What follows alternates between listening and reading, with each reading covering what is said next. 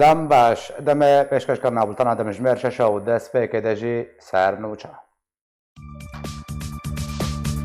جێدەرێکی ژە ڕۆژاوای کوردستانی ئاشکرا کرد و ئەمریکا دەست بە ئاواکردنا هەرێمە ڕۆژهەڵاتی چەمێ فەراتێ کردە. ڕژێمە ئەسەد دەستدا نییە سەرمال و ملکی ڕامی مەخلوق کوڕی خالێ بەشار الئەسەد سەرۆکی ڕژێمە سووریێ لە بەژارێ سلوو ئۆتۆمبیلەکە بۆم ڕێژکردی تەختیا و ئەنجامیدا کوشتی و بریندارکەتێن. سیڤان دووجارەیەکی دیبەژێ کە پێویستە ئالیەن ناکۆکدار لە ئەدوێ دە زووترین دەمدا شەڕ ڕاوەستینن.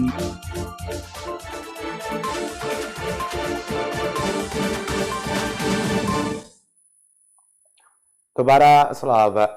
مالپەڕە باس نیوز لە سەرزارە ژێدەرێکە خۆ ڕاگەاندیەک و ئەمریکا بە هەفکاریە هێزیان خۆجهی و ناودەوڵەتی دەست بە دامەزراندنە هەرێمە ڕۆژهەڵاتی چەمێ فەراتێ کردە. هەروەها هەڵوێستا هەریەک ژێ ئێران، رووسیا و تورکیا و ڕۆژێمە سووریە ژێ بە پرۆژێ ئاشکرا کردە.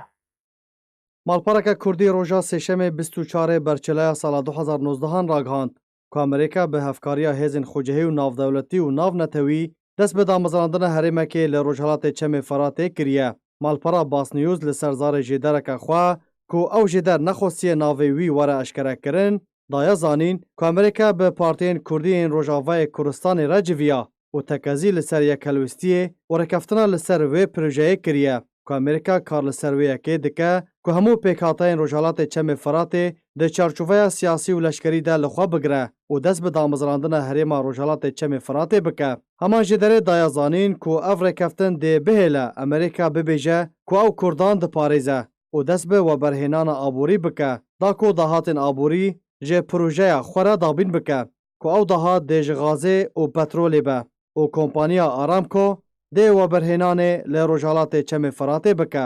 Her di vê derbarê de hejmarek ji serbazên Siûdî îna borî gihîştin bîra Omar ya petrolê da ku pisporên Siûdî û Misrî yên ku beriya hefteyekê gihîştibûn wê derê biparêzin ku mebesa nirxandina hêza berhemînana dubara çeksaziya bîrê û zêdebûna berhemê wê û rahînana karmandan hatibûn. Ji derê behsa rola Îranê kiriye ku di derbarê Amerîka piştî hatina Rûsya bû herêmê Îran bi dawî hatiye û Rûsya dê beşekê ji dahatan werbigire bi mercê ku dest ji Îranê berde û li ser herêma Rojhilatê çemê Firatê bipejirîne. Li ser helwesta rejîmê malperê ji jêdera xwe veguhestiye ku Elî Memlûk serokê nivîzgeha netewî ya rejîmê bi hoz û êlên Ereban ra civiya bû da ku projeyê pûç bike lê bi ser neket ji ber ku hêlên Ereban bi qesedê re rawestiyan. Bi taybetî piştî ku Memlûk dana hin pesayandayetî an ku imtiyazat red kir û serbestberdana girtiyên wan erê nekir û tekez kir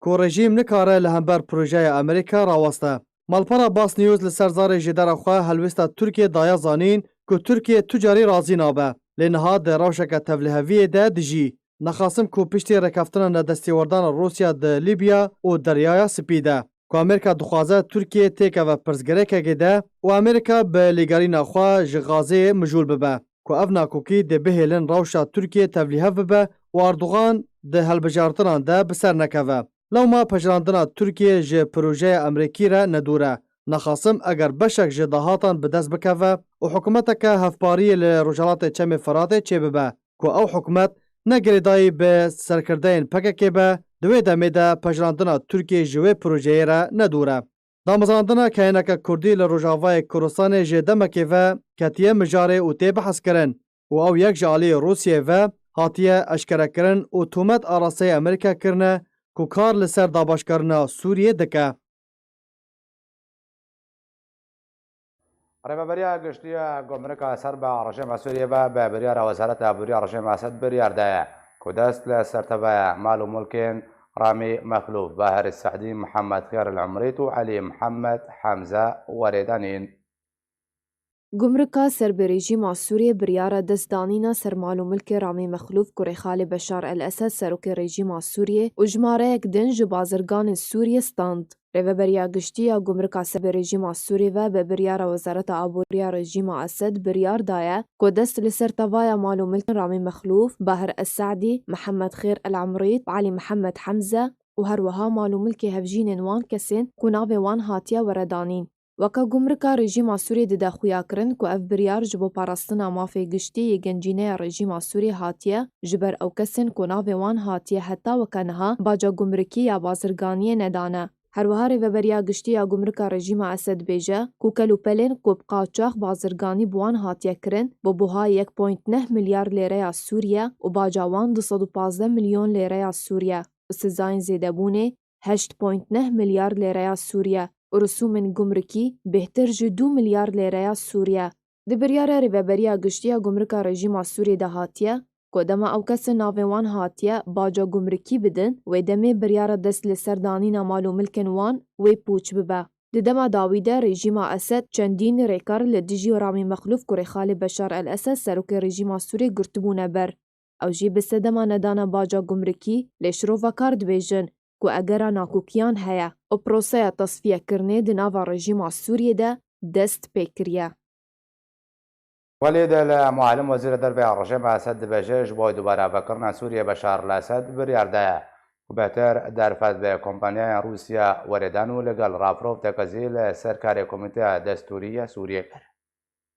Wezîrê derve rejîma Esed dibêje ku ji bo dubara avakirina Sûriyê, rejîma Esed wê derfeta herî sereke bide kompanyayên Rûsyayê. Di çarçoveya civînekî de lêgel Wezîrê Derve Rûsya Welîdilmuallim wezîrê derve rejîma Esed dibêje armanca wî ji seredana Moskû perepêdana bêhtir e ji bo bihêzkirina peywendiyê navbera Rûsya û rejîma Esed e. Weke Elmuallim dibêje ku pêwîst e astê peywendiyên aborî navbera Rûsya û Sûriya de beref pêşve biçe û ji bo dubara avakirina Sûriyê Beşar el-Esed biryar daye ku bêhtir derfet bi kompanyayên Rûsya were dan. û ji aliyê xwe ve Wezareta Derve ya Rûsya daxuyaniyek di vî derbarî de belav kir û got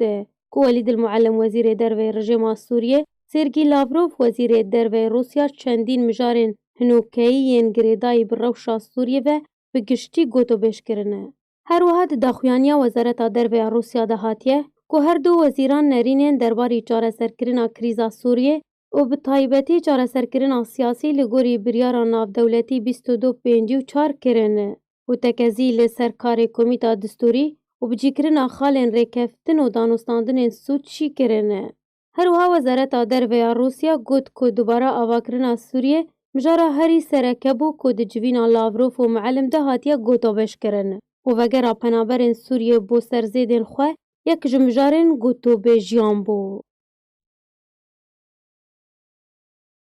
Ji bo gotûbêjeke bêhter li ser projeya Amerîkî ku weke hatiye ragihandin dest bi avakirina herêma Rojhilatê Çemê feratî kiriye ji berxewdima siyasmetdarê Kurd Sedîq Şernexî birêz Sedîq Dembaş ev proje Amerîkî hatiye ragihandin ku di raporta me de hat bi nerîne te wê Amerîka bi ciddî kar ser dikeyan jî bi tenê ji bo ragihandinê û gelo ev aliyên nakokdar yên ku destêwatdarên Sûrî de dikin helbesta wan wê ji wê proje çi bê bezberî hemû tiştî ev proje rastiyeke yan jî babeteke ji bo ragihandinê û mûjilkirina xelkê. و دائما ام وانرین خبیجن و اب آرکشی هر و هر دائما نرین حمو والله پروارا و جگرک جهاد ده برهاو ده اب تشتکی گرنگه لی سپاس بو ویم جاره ده از بینم انو روشا سوری وها بوکتیا کمپلکسی ده کتیا حاوکی مرکب ده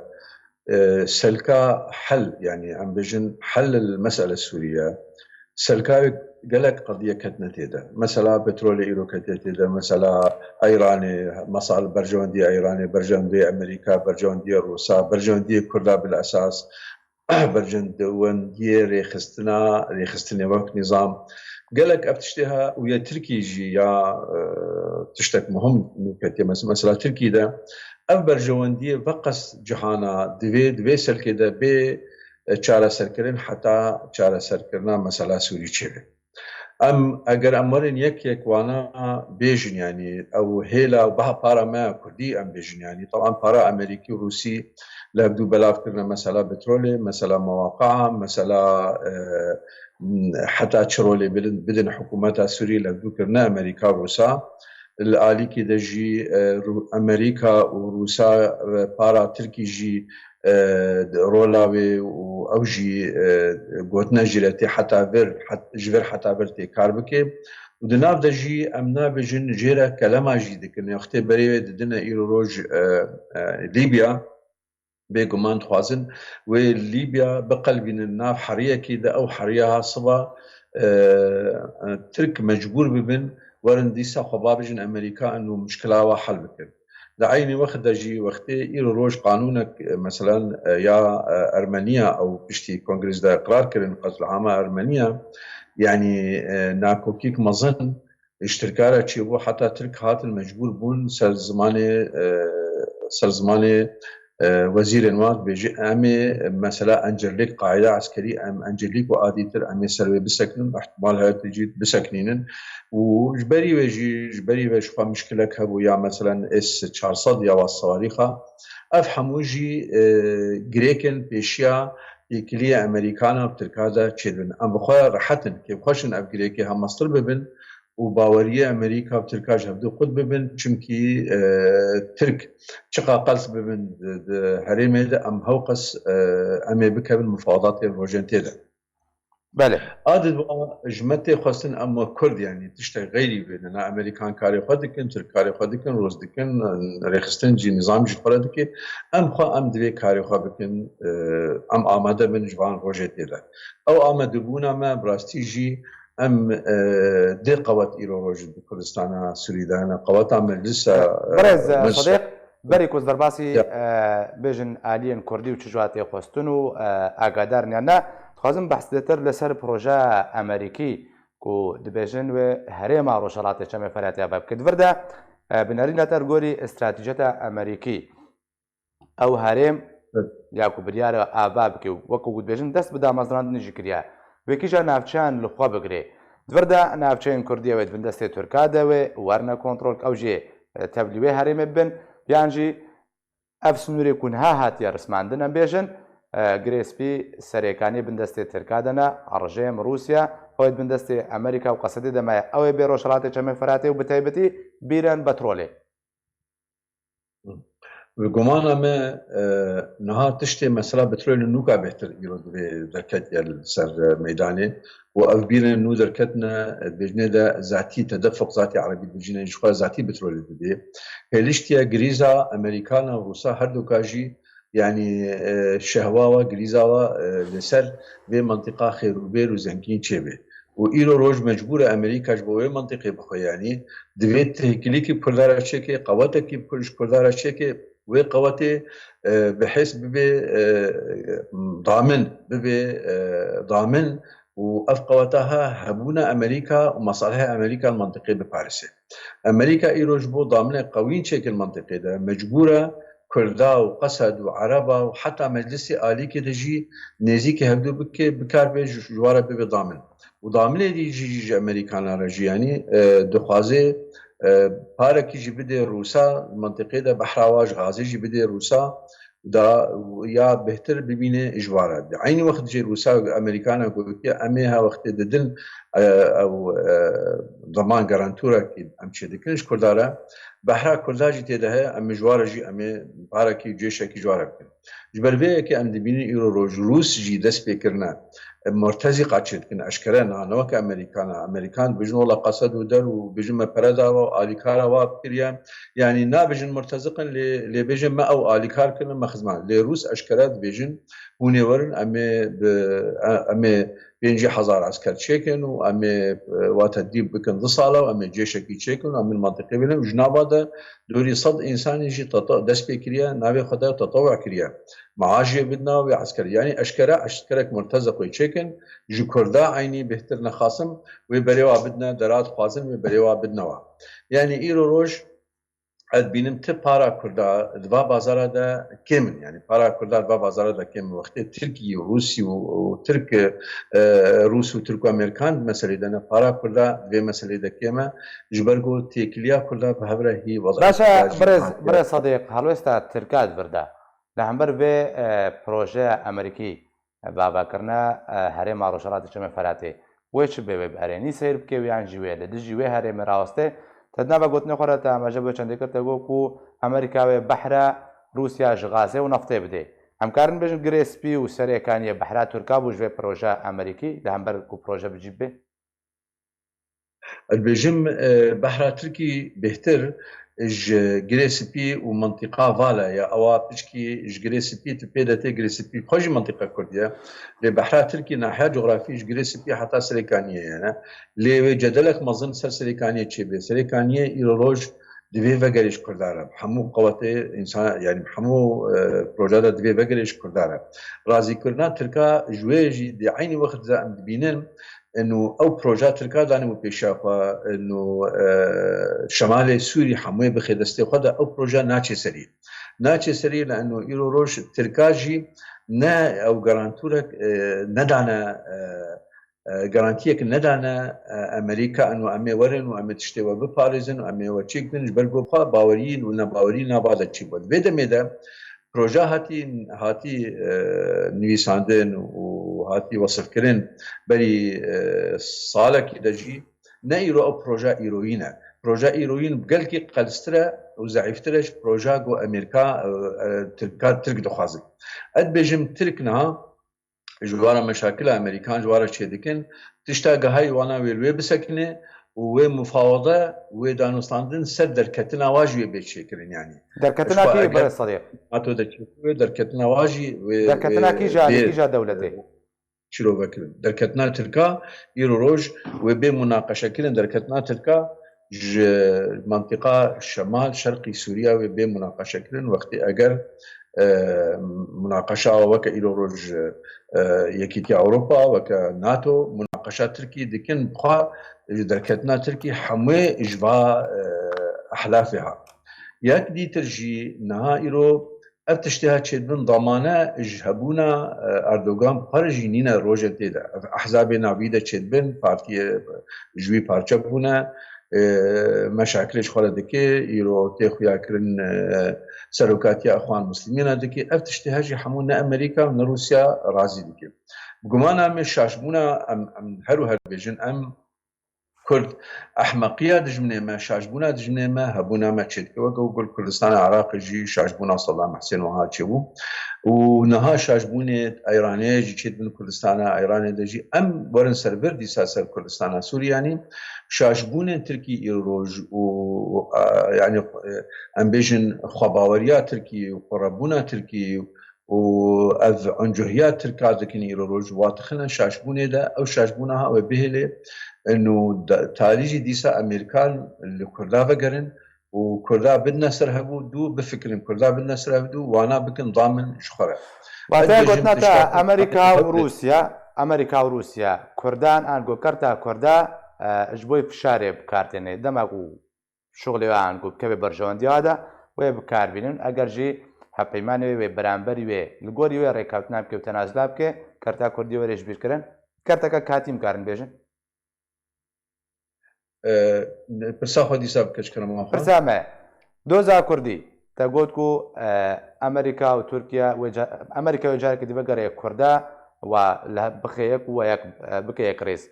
دوردا امريكا جبركو تركيا نلغودي برجوندين امريكا كارودانت كي بقرا كردا كرد وردت بكرتا كفشار بتن دمكو بيستيا امريكا روسيا بوابه وابكارتين لهمبر لدجي تركيا لدجي رجيمه بله البجم كل امريكا وروس نكر حمو كارتين امريكا وروس باوريا مدى قصد بكارت خازن كاربينن PKK بيادات كارم كاربينن لحيانها نكارينا هوالين انجمنه وبارتين دي كاربينن لانه انجمن وبارتي دي هي مسائل مبدئي جمانها وهي تكليوانا مسائل قومي مشاريع قومي هي مسائل هذا موجودين يعني في طروحاتها موجودين ليه اگر بخوازي بهتر امريكا وخاصه بخوازي بهتر قوتك يشكل الشمال شرق سوريا ده ومشروعك حقيقي وطرح بك او مشروع حقيقي جينها جغيلي مبادره فرنسيه عملينينا حموجي خل دور مبادره فرنسي ددن بو كارتا فرنسي ددن مبادره فرنسي ددن ولوي مبادره دجي يرو امريكا جي رازيه وام جي رازينا وام دخوازن ام مبادره هات بي لي طرفك هي نسر بخويا نسر بس نكاري يك جوي مثلا بيجي انه هنا مج جوارا قوتيا هنا قرتيا بردن هنا تكلي سياسي بكن هنا تكلي هابك كيرا قد بكن تشتا اساسي اب تشتا فرنسيا وامريكانا واوروبيا جوارا قوتيا مجي جوانا را قوتيا يعني لي او حتى نها دي بيجن ام نكارن ما بريارنينا الهام احمد للامريكا اشكال جيرا قوتن يعني او دبيجن ام نكان وكا جونينوك اشتلي دركب ام نكان هلكن ام نكان تيكلي خا فككيرا قد بكن جبربيه كي روج هي قناغ قدريش بيش معها ام بكار من تشتكي بهبره بكن ادبجم انجمن او بكار من تشتكي بهبره بكن باشا برز صديق اتخوازم تو بيشن دبدي خيا كرنم كارن بيجن اب استراتيجيه امريكيه بيشنيار كري ابا كرنا هريما روجالات چم فراتي رازیبوونا تەبا ئالیان سەروەرگرتیە تورکیا رووسیا ڕژێمە ئەسەد ئێران ژک و دەستێوەردانی سووریە دەکێ رازیبوونابان لەسەر هەیە یانژی حتا چ ڕادەیەکێ پێویستی برازیبووناوان هەیە ئەف پرۆژەیە ئەمریکی بەێ ئەو پرۆژە هەمووژی تێدا شریکن دوێ پرۆژێ دەبێژن ئارێ لێ هەرێکێش ئاوێ خواژ دەریە خوا مەسەڵەن ام بيجن روس بيجن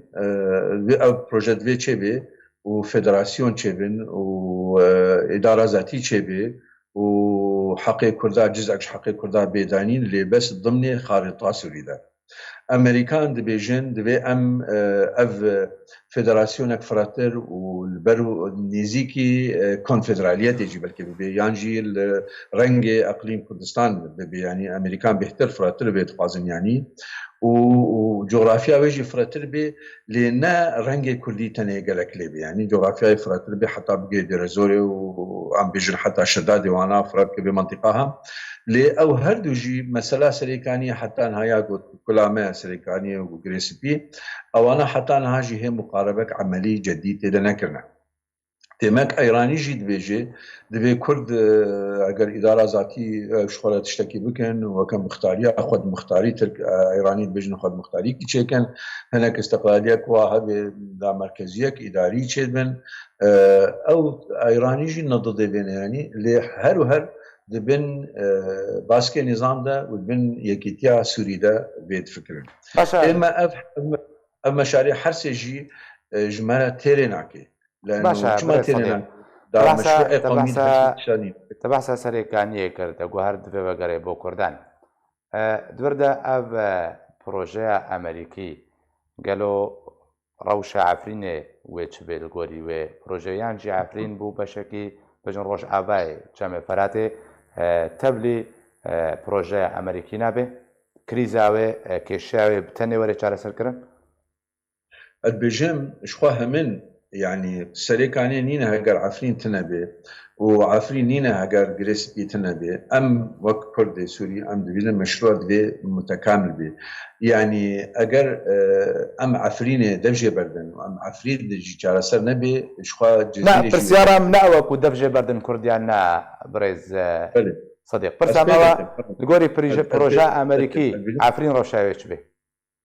البجم امريكان ها ضمن مشروع وهذا هي بيشمرجي روج بيشتي بقول لفكرناك كردي تشبي بيشمرجي روج وري سرانسري حدود جديريكي حتى عفريني سرميانداريه بكي ضامنك عسكري بي جبرجو جفي هاويدا هم بيشمرجي روج تخلافه وسابقا بيجن وك تركارانينا يك او هجته تركي جنينا يعني بيجي والله ارهابينا ونا تيروريستن تيروري دي بيشمرجي دل كسكي سروانا قوتيا يعني او هجته دست تركي ده بكبن وقتي بيشمرجي روج جديركي حتى عفريني هبونا وهبي واف قوات بياده وقصدجي وقت دور بكبن جور يعني اتفاق امريكي تركي جي او 20 كيلومتر بكبن دفي قواتك كردي رسن ولا قرورتي ذهبي او قواتك وعند قازن وامريكا جي براستي بديل جي خستي يعني لانه نها نما وقتها جيش كردي تشيكن وتدريب بكن وقرب بكن نما وقتها ضمن فات لفحات ومصالحات المنطقة دا تشيدن يجي جي عم بيجن شاوة فكر الارتباط بككيرا دبي عيني وقت جي هبونا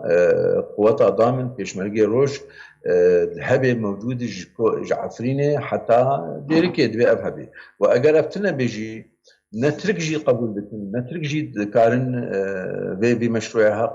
قبول ناكن يعني لاجر هات وقتك كوباني ده اجر هات وبيشمرقا هات وقوتا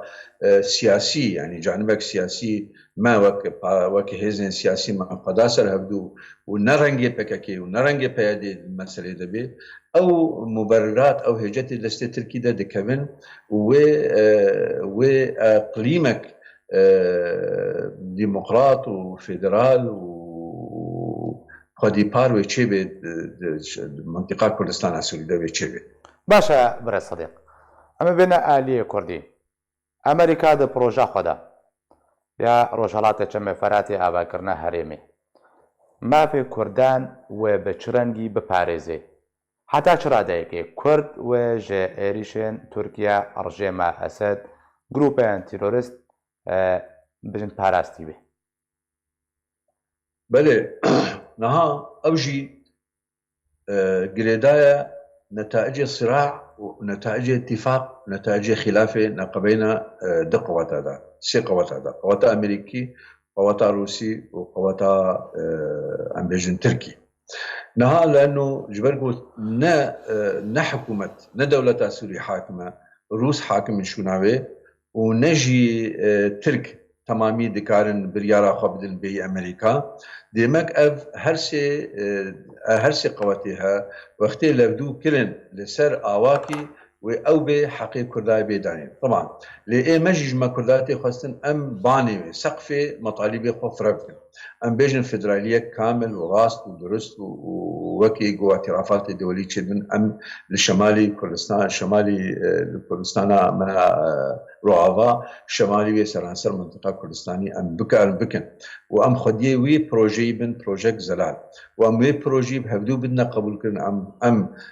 خلكن كردستاني اگر بارتين ما واگر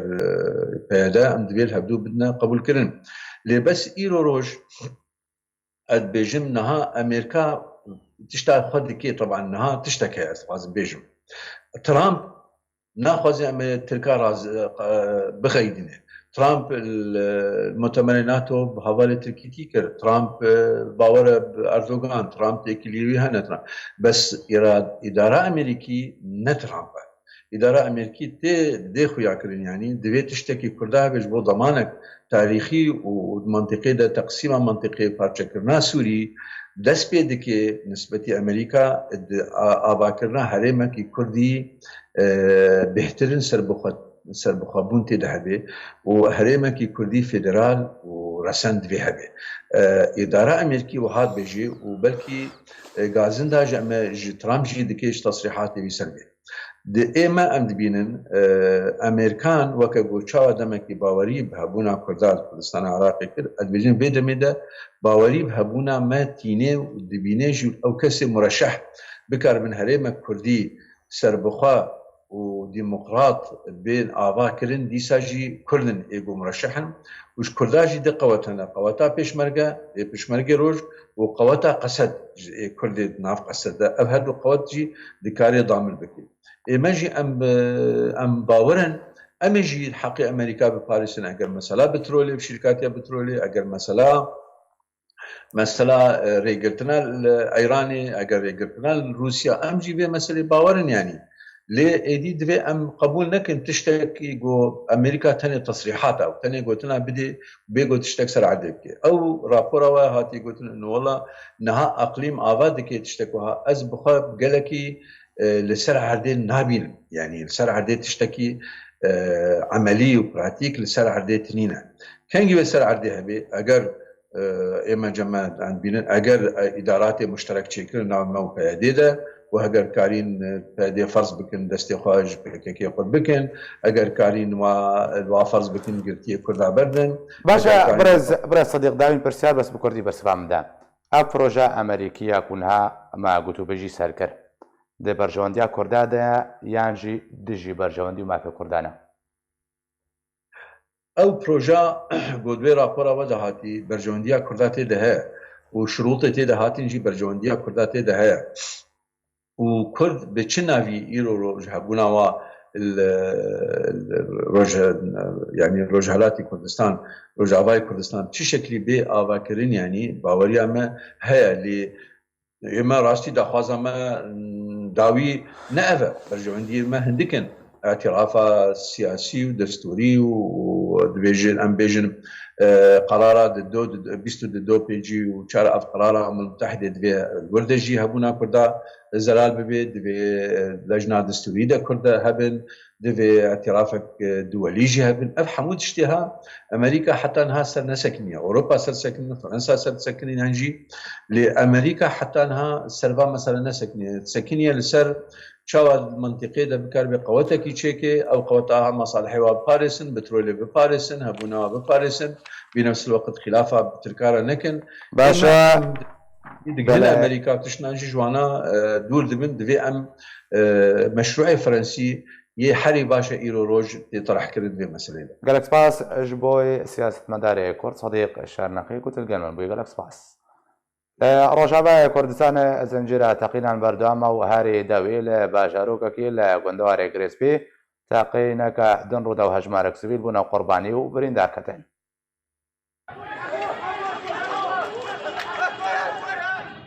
لە ڕۆژئاوای کوردستانی زنجیرە تەقینان bi dawî nehatiye hûn jî berdewam e. Herî dawî li gundewarê girêstipî teqîneka din roda hejmarek sivîl bûne qurbanî û birîndar ketin.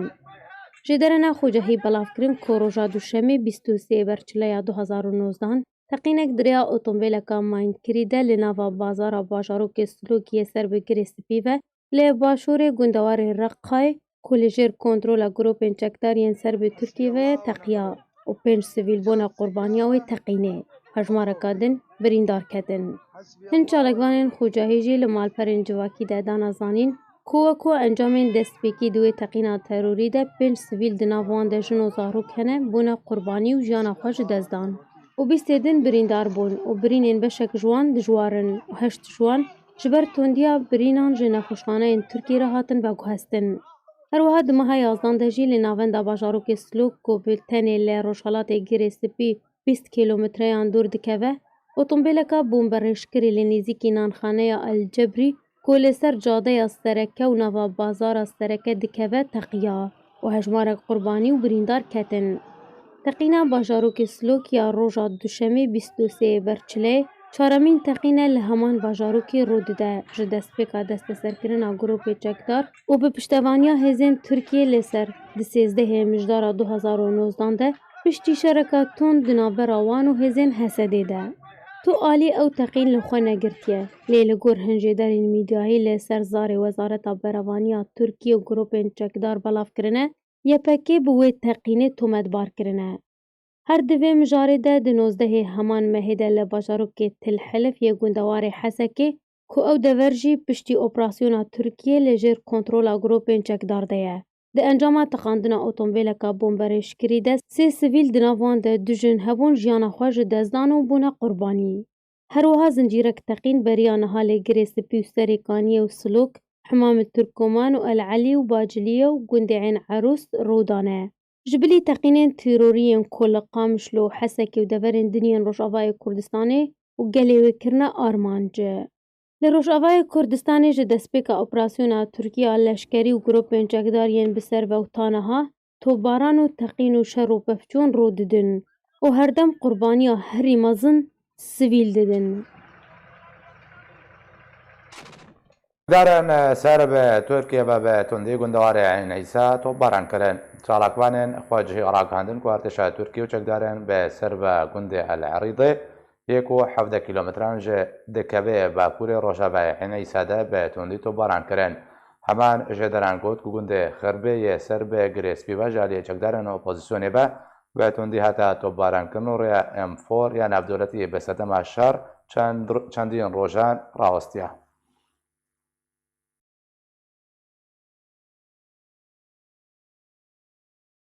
لشکرên Rûsî gihiştine balafirxaneya zîraî Bakurê bajarê Reqayê Hincê derin xwecihî eşkere kirin ku du helîkopterên leşkerî gihiştine balafirxaneya zîraî li Rojhilatê Gundê Elgentira. Leşkerên Rûsî ji tîmeke çavdêriyê pêk dihat û armanca tîmê çavdêriya xala Rûsî li deverê bû. Heman ji deran got ku artêşa Rûsî xaleka xwe ya leşkerî li balafirxaneya zîraî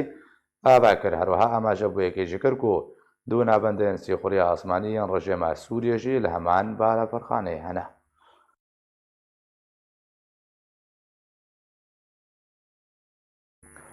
Li bajarê Reqayê otomobîla welatiyekî sivîl bi du bombeyan hat armançkirin û ziyan bi tenê madê bûn. Ji derên xwecihiyên Reqayê ragihandin ku şeva borî li bajarê Reqayê li nêzîkî qedeya Emnî Dewlê otomobîlek teqiya û ziyanên canî neketin û ziyan bi tenê madê bûn. Herwiha ji derên xwecihî de nezanîn ku du bombeyên çandî ji aliyê kesên nenasve hatibûne çandin û dencama teqîna her du bombeyan de otomobîla welatiyekî sivîl teqiya.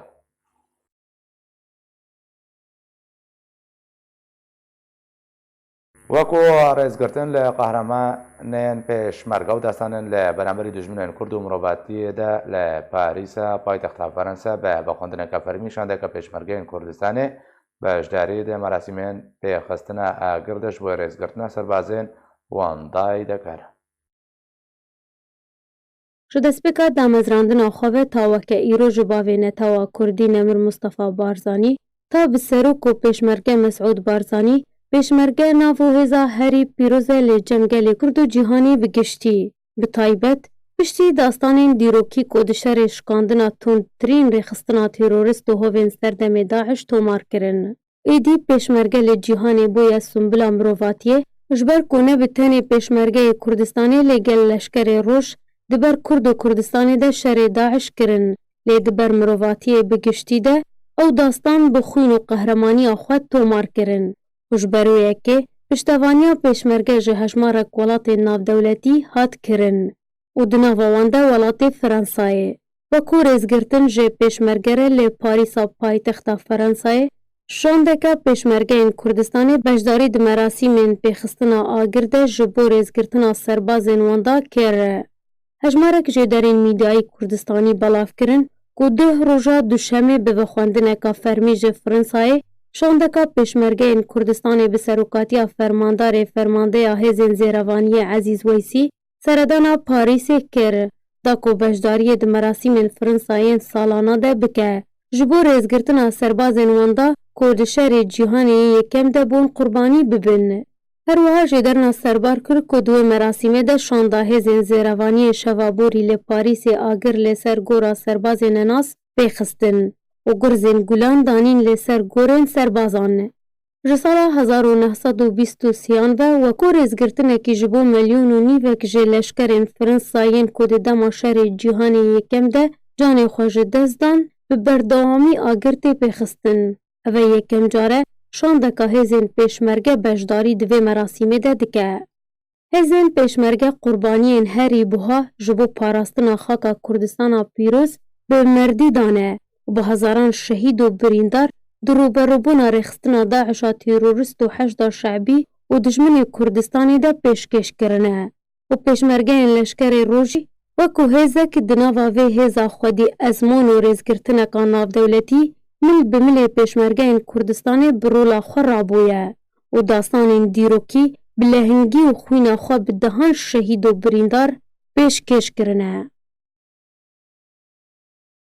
بەردەبکە ئەمیندارێ گشتیە نەتەوە نێگرتێ دەبێژێ دە چەند ڕۆژە نەبووریدا بە هەزاران سیڤیل ژە ئەدلبێ دەر بە دەربوون ئەستیڤان دۆجاریک بەردەبکە ئەمیندارێ گشتیە نەتەوە نێگرتی ڕاگەهاند کو ئەنتۆنیۆ گوتێرێز ئەمیندارێ گشتیە نەتەوە یەگرتی داخواست جەتەبە ئالیەن شەرکەر و ناکۆکدار لە ئەدلبێ کرد کو شەڕ ڕاوەستینن و پابەندیە بە پاراستنە سیڤیلان بکەن. هەروەها دۆجاریک گوت و دەهەیە ماحەفتەیە بووریدا 30,000 سیڤیل ژە ئەنجامە شەڕ و پاپچوونان لە ئەدلبێ دەر بە دەربوونە.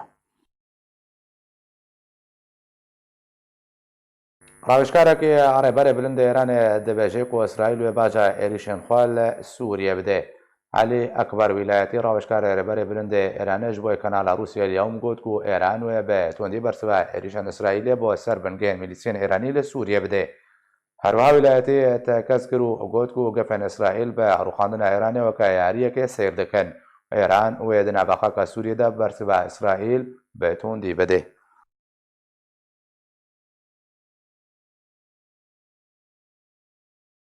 تۆڕە سووریا مافێ مرۆڤان دە راپۆرتێکە خۆدا بە بەڵگە ئاشکرا کرد کۆژە ئادارە ساڵە 2011 بەوتە 20 مهێ نزیکی 1000 کارکەر دێوارێ مرۆڤیدە ژەعالی ڕژێمە ئەسەد و رووسیا بە هاتنە کوشتن. تۆڕە سووریا مافێ مرۆڤان بە بەڵگە کوشتنە نزیکی 1000 کارکەر دووارێ مرۆڤیدا ji destpêka şoreşa Sûrî de sala 2011 da ta nihal ser destê rejêma Esed û Rûsya belav kiriye. Bibûneya derbasbûna 3 salan li ser armanckirina karwaneka alîkariyên mirovî li gundewarê Helebê ji alê rejêma Sûrî û Rûsî ve. Raportek belav kir û têda daxwaz ji netewên yekirtî kir ku çopandina vê dosyê de berdewam bê û encamdarên vê êrişa hovane jî werne sizadan. Tora Sûriya mafê mirovan di hema raporta xwe de amarên binpêkirina ku derheqê karmendê diwarê mirovî de ji alî rejêma Esed û Rûsya ve hatiye kirin aşkere kiriye ku ji adara sala 2011 da ta 20 vê mehê 979 karmend diwarê mirovî de hatine kuştin ji wê hejmarê 882 karmend li ser destê rejêmê 97 kesê din jî ji alî Rûsya ve hatine kuştin. Tora navhatî di raporta xwe de dazanîn ku ji bilî kuştina karmendan proseyên girtin û rivandinê ji derheqê wan da û ew kesên dixwastin diwarê mirovî de kar bikin ji alî rejêmê û Rûsyê ve hatine encamdan. Tora Sûriya mafê mirovan di raporta xwe de got jî ku ne tenê rejêma Esed hejmarek dever yên cuda cuda li Sûrî dorpêş kiribû herwiha rêgirî li rêxistinên mirovî û yên xwecihî û navdewletî û qedexekirina wan jî dikir ku rê nedida wan rêxistinan ku alîkariyên mirovî derbasî wan deverê dorpêşkirî bibe serbarê armanckirina navend û avahiyên tunduristî û pizîşkî li heman deveran. Bê awayên geşna dawiya boltanêberî bi dawî hatine jî dobare sernûça. Jêderekî ji Rojavayê Kurdistanê eşkere kir ku Amerîka dest bi avakirina herêma Rojhilatê Çemê ferah tê kiriye.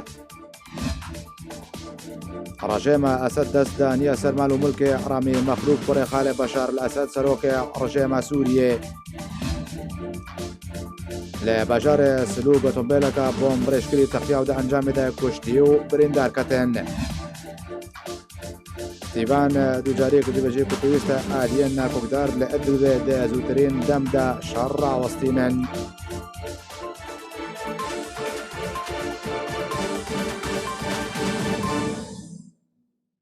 Her şad bin.